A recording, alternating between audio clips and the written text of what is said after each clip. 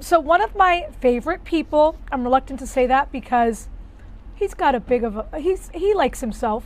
Andrew Freund is here. He is an entertainment host, anchor, reporter, and just a funny guy. Am I allowed to say that? We're friends. I should tell people we're friends, and you love yourself as much as anyone.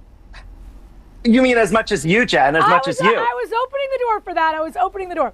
All right. So first of all, overall thoughts, what did you think? Overall thoughts is I think that Nikki Glaser killed it. She absolutely destroyed that room. Her jokes were super funny. She took on CBS, the network that the show is actually broadcast on. She had funny jokes about Leonardo DiCaprio. She took on the Warner Brothers acquisition. She also even made an Nespresso joke with George Clooney because he's the spokesperson for Nespresso. I thought that she killed it. I also thought her fashion was great. I thought everything Nikki Glaser did was amazing. So let's start with that. There were some other weird moments on the show, like the music. There were very weird music transitions while people were accepting awards, which I thought was a little strange. But overall, I thought the show was entertaining. They call it Hollywood's biggest party. So I was entertained.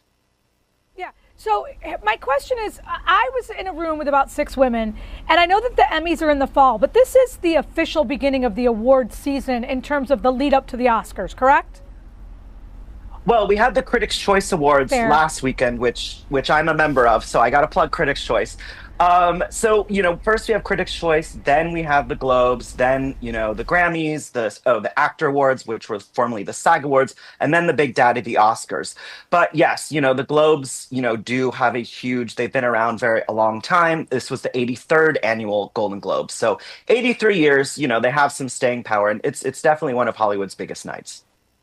I have to tell you, you know this, I have 2 children at home. They requested to go to Marty Supreme on Christmas Eve morning. Typically they're watching Adam Sandler movies and stuff like that. And Brody Frederick, again, not a critic, not even close to a critic, barely even knows what a critic is. He came home and he said, Mom, Timothée Chalamet is going to win all the awards. And last night he won an award.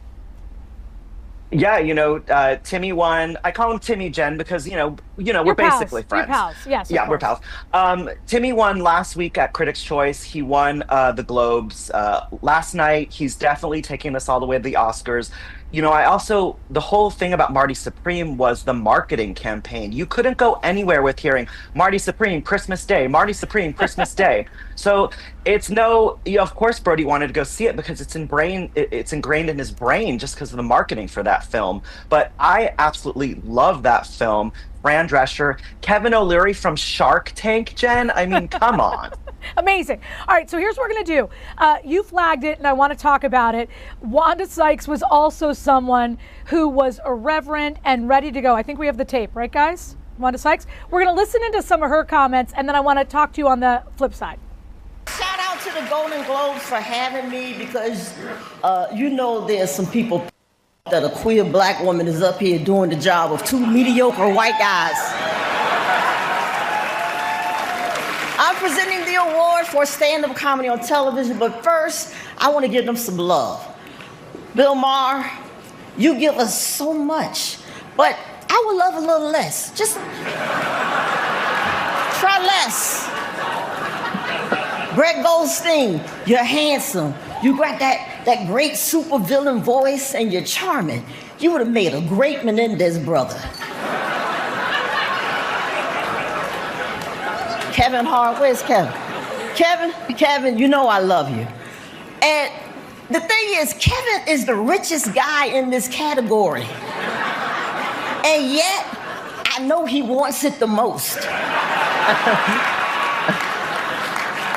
You're a true American, Kevin. Kumail, I love that you proved that male comedians can be funny without being chubby. You see, Kumail's jacked. He's jacked. Ricky Gervais, I love you for not being here. No, I love you, Ricky, but because if you win, I get to accept the award on your behalf, and you're gonna thank God. the trans community. We love her, right, Andrew? I mean, come on, Philly's own Wanda Sykes. And, just to put this into some perspective, the reason why she said those comments about Ricky Gervais is Ricky Gervais has had a lot of anti trans rhetoric in his act. And, let's just think about this. There's 2.8 million trans people in the United States, making up less than 1% of the population. You have someone like Ricky Gervais with a huge platform, a lot of money, coming after this highly marginalized community. There's increased suicides rates in the community, increased sexual assault and rape rates in that community. And Wanda Sykes is really using her platform to stick up for them. So I've got to hand it to you, Wanda Sykes, because there's no, I do understand that comedy is supposed to push the envelope, but when you're coming for a marginalized community like that is, very, very marginalized, you kind of got to stick up for them. And Wanda, she really gave it to Ricky. And my hat is off to you, Wanda Sykes. So again, I don't know why you haven't decided to move to Philadelphia. As you saw, Kevin Hart, rich dude, my height, you got Wanda Sykes, you got me. What keeps you out in LA at this point? Wait, is this a height joke, Jen? Because I'm sitting down. I couldn't. I just said, what's keeping you from moving here? It's cold in Philly, Jen. Like, it's the snow. I'm here in LA, the sun, it's shining.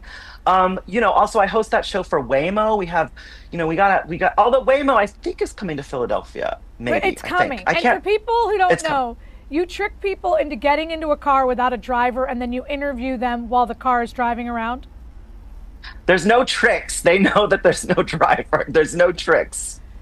And have you ever had anyone get in, and once they get in, they're like, this is weird, or they're like, once they get in, they're good?